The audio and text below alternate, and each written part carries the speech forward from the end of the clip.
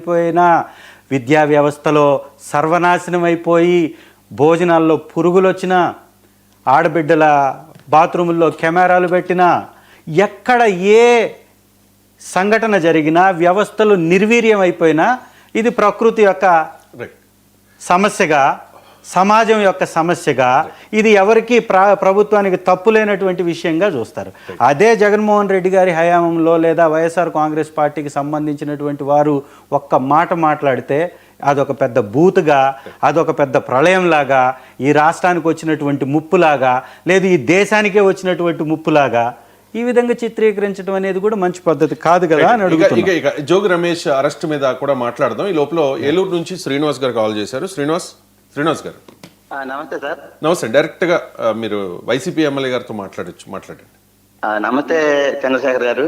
నమస్కారం sir. Sir, జరిగిన incident కి ప్రభుత్వాన్ని బాధ్యతలు చేయడం ఎంతవరకు కరెక్ట్ సార్? బాధ్యతగా వ్యవహరించమని అడుగుతున్నాం. బాధ్యత మేము చేయట్లా, ప్రభుత్వం యొక్క. సార్, ఈ రాష్ట్రంలో మొట్టమొదటిగా తమరు గమనించాల్సింది ఏంటి అంటే, ఏకాదశి అనేది ప్రతి సంవత్సరం వచ్చేటటువంటి నెల పండుగ. ఆ పండుగ రోజు భక్తులు పెద్ద ఎత్తున ఆ చుట్టుపక్కల ఉన్నటువంటి వైష్ణవ దేవాలయాలకు వస్తారు అనేది సర్వసాధారణంగా ప్రతి ఒక్కరికి, హిందుత్వంలో ఉన్నటువంటి వారికి లేదా ప్రభుత్వాన్ని 40 సంవత్సరాల రాజకీయంలో ఉండి 15 సంవత్సరాలు ప్రభుత్వాన్ని నడిపినటువంటి వ్యక్తికి తెలిసినటువంటి అంశం కదా. ముందస్తు జాగ్రత్తలు తీసుకోకపోవడం తప్పు కదా. సంఘటన జరిగిన తర్వాత కూడా అది ప్రైవేటు దేవాలయము, ప్రభుత్వానికి సంబంధం లేదు అని మాట్లాడటం బాధ్యత రాహిత్యం కదా. ఆ కుటుంబాలకి జరిగినటువంటి నష్టాన్ని ఎవరు తీర్చలేనిది కదా. ఒక్క పోలీసును కూడా అక్కడ పెట్టకపోవటం ప్రభుత్వం యొక్క వైఫల్యం కదా. ఆ ప్రభుత్వం ఆ వైఫల్యం చెందినప్పుడు ప్రభుత్వాన్ని నిలదీయాల్సినటువంటి బాధ్యత ప్రతిపక్షానికి ఉంటుంది. అది తప్పు అని మీరంటే ప్రజల వైపున ఎవరు అడుగుతారు? ఎవరు పోరాటం చేయాలి? ఎవరు ప్రజల వైపు నిలబడి ప్రశ్నించాలి? నన్ను మాట్లాడండి సార్. ప్లీజ్ మాట్లాడండి. ఇప్పుడు ఆ గుడి కట్టిన పెద్ద ఆయన పాండ అనేవాళ్ళు, నేను నియర్ బై పోలీస్ స్టేషన్ కానీ ప్రభుత్వానికి కానీ మేము ఇన్ఫర్మేషన్ ఇవ్వలేదు, ఇవ్వాల్సిన పనే ఉంది, నేను స్వయంగా నేను దేవాలయాన్ని నిర్మించానని చెప్పి ఆన్సర్ చేశారు. అలాంటప్పుడు మీరు ప్రభుత్వాన్ని ఎలా మీరు బాధ్యత చేస్తారు? ఓకే, ఇప్పుడు చెప్పొచ్చా నేను? చెప్పండి. ఏ దేవాలయం నిర్మించాలన్నా కానీ ప్రభుత్వ అనుమతి ఉండాలి.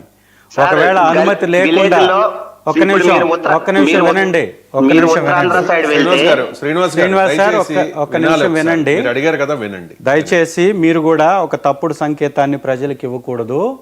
ఎవరైనా కానీ తన సొంత స్థలంలో ఇంటి నిర్మించుకుంటుంటేనే ప్రభుత్వం యొక్క పర్మిషన్ తీసుకోవాలనే నిబంధన ఉన్నటువంటి మన దేశంలో ఎవరైనా 15 ఎకరాల్లో ఒక టెంపుల్ నిర్మిస్తుంటే ఆ టెంపుల్ నిర్మాణం సక్రమంగా జరుగుతుందా లేదా, దానికి ప్రభుత్వ అనుమతులు ఉన్నాయా లేదా, దానిలో భక్తుల యొక్క మనోభావాలు దెబ్బతినకుండా సక్రమమైన నిబంధనలకు లోబడి నిర్మిస్తున్నారా లేదా అని చూసుకోవాల్సినటువంటి బాధ్యత ప్రభుత్వానిది. దీనిలో ఎలాంటి సందేహం లేదు. ఎవరో ముసలాయన వచ్చి కట్టేస్తాడు అంటే కట్టనిచ్చేటట్లయితే మీ ఇళ్ళు కూడా నిర్మాణానికి మీరు అనుమతులు ఎందుకు తీసుకుంటున్నారు? ఎవరైనా ఇంటి నిర్మాణం చేయాలంటే ప్రభుత్వం యొక్క అనుమతి ఎందుకు కోరుతున్నారు? మరి ఒక ఇంటికే నిర్మాణానికి అనుమతి కావాలి అన్నప్పుడు మీ సొంత భూమి, మీ తాతలు తండ్రుల ఆస్తికి సంబంధించి మీరు ఆ పంట పండించుకోవాలి అంటే మీకు పాస్ పుస్తకాలు కావాలి. మీ సొంత ఆస్తికి మీరు పండించుకోవటానికి మీకు పాస్ పుస్తకం ఎందుకు కావాలి? ఎందుకు అంటే ఈ దేశాన్ని కానీ ఈ రాష్ట్రాన్ని కానీ పరిపాలించేటటువంటి ప్రభుత్వాల ఆధీనంలోనే, పరిపాలనలోనే మనం ఏ కార్యక్రమమైనా చేయాలి తప్ప ఎవరిష్టం వచ్చినట్లు వాళ్ళు ముందుకు వెళ్ళిపోతారు, ఎవరిష్టం వచ్చినట్లు వాళ్ళు కట్టేసుకుంటారు. అది మరీ ముఖ్యంగా దేవాలయాల నిర్మాణం మాకు సంబంధం లేదు అని ప్రభుత్వం అనడం అది ఒక విచక్షణ లేనటువంటి వింత వాదన. ఒక ప్రభుత్వం విషయంలో ఇలా మాట్లాడుతున్నారు కదా, మరి గడిచిన 5 సంవత్సరాల్లో వైసీపీ గవర్నమెంట్ ఉన్నప్పుడు జగన్మోహన్ రెడ్డి సర్వే రాళ్ల మీద ఆయన ఫోటోలు, పాస్బుక్ల మీద ఆయన పుస్తకాలు ఎలా చేస్తారు సార్ మీరు? పేరు సర్వే రాళ్ల మీద మీ దగ్గర కానీ ఒకవేళ ఫోటో ఉంటే ఒక్కసారి ఈ ఛానల్ కి చూపించండి, పంపించండి. ఒక్క నిమిషం వినండి సార్. శ్రీనివాస్ గారు ఒక్క నిమిషం వినండి. శ్రీనివాస్ గారు, మీరు దయచేసి నేను మాట్లాడడానికి చాలా మంచి ప్రశ్నను మీరు వేశారు. సమాధానం చెప్పుకునే అవకాశం ఇవ్వండి. ఇది ప్రజల మీద పచ్చ మీడియా రుద్దినటువంటి తప్పుడు ప్రచారం తప్ప సార్ దీంట్లో పచ్చ మీడియా వాస్తవం కాదు, నాది లేదు. వెస్ట్ గోదావరి ఏలూరు. నేను కళ్ళతో చూశాను సార్. నేను మీ దగ్గర కానీ ఒక ఫోటో ఉంటే ఒకసారి శ్రీనివాస్ గారు మీ దగ్గర మీరు ఏదైతే నెంబర్ కి కాల్ చేశారో అదే నెంబర్ కి వాట్సాప్ కూడా ఉంది. ఇమీడియట్ గా చేయండి. నాకు పంపించండి, నేను స్క్రీన్ లో ప్లే చేస్తాను. నేనేమంటానంటే అంటే మాకు ఆపోజిట్ కాదు సార్. నేను ఆపోజిట్ గా మాట్లాడదాం అనుకుంటున్నారేమో. ఏ గవర్నమెంట్ ఉన్నా సరే అపోజిషన్ లో ఉన్నప్పుడు ఏదైనా ప్రమాదాలు జరిగితే దాన్ని రాజకీయంగా వాడుకోవద్దు. ఈవెన్ టీడీపీ అయినా, వైసీపీ అయినా, వేరే పార్టీ అయినా. ఇది సూచన రాజకీయం ఇవ్వండి. కాదు శ్రీనివాస్. ఇదేంటంటే ఆ ప్రజల పక్షాన మద్దతుగా నిలబడడం, ఇది బాధ్యత, రాజ్యాంగం యొక్క బాధ్యత. రాజ్యాంగంలో ప్రతిపక్షానికి ఇచ్చినటువంటి బాధ్యత. ప్రజలకి ఏ కష్టం వచ్చినా, ఏ నష్టం జరిగినా మాట్లాడాల్సినటువంటి బాధ్యత ప్రతిపక్షానికి ఉంటుంది. ఇది రాజకీయం కాదు. రేపే ఎలక్షన్స్ ఏమీ లేవు. అక్కడికి వచ్చి మేమేమి ఇమీడియట్గా పోటీ చేయట్లేదు. మీరు బాధ్యతారాహిత్యంగా మాట్లాడడానికి వీల్లేదు. మీరు అన్నటువంటి విషయాన్ని నేను కూడా ఏకీభవిస్తూ మీతో పాటు, ఒకవేళ హద్దు రాళ్ల మీద జగన్ గారి ఫోటోలు ఉన్నటువంటి ఫోటోలు మీ దగ్గర ఉంటే 99 టీవీకి పంపించండి. నేను రాజకీయాల్లో ఉన్నాను, దాదాపు 5 సంవత్సరాల నుంచి కంటిన్యూగా ఈ డిబేట్స్ చేస్తూ ఉంటాను.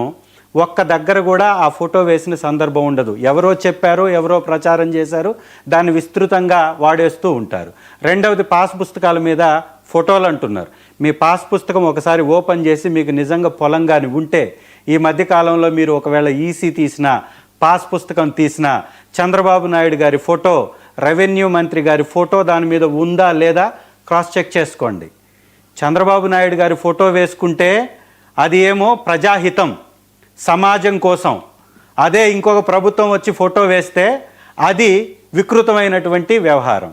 ఇవాళ అన్నా క్యాంటీన్లు ఉన్నాయి. అన్నా క్యాంటీన్ల మీద రామారావు గారి బొమ్మ, పవన్ కళ్యాణ్ గారి బొమ్మ, చంద్రబాబు నాయుడు గారి బొమ్మ.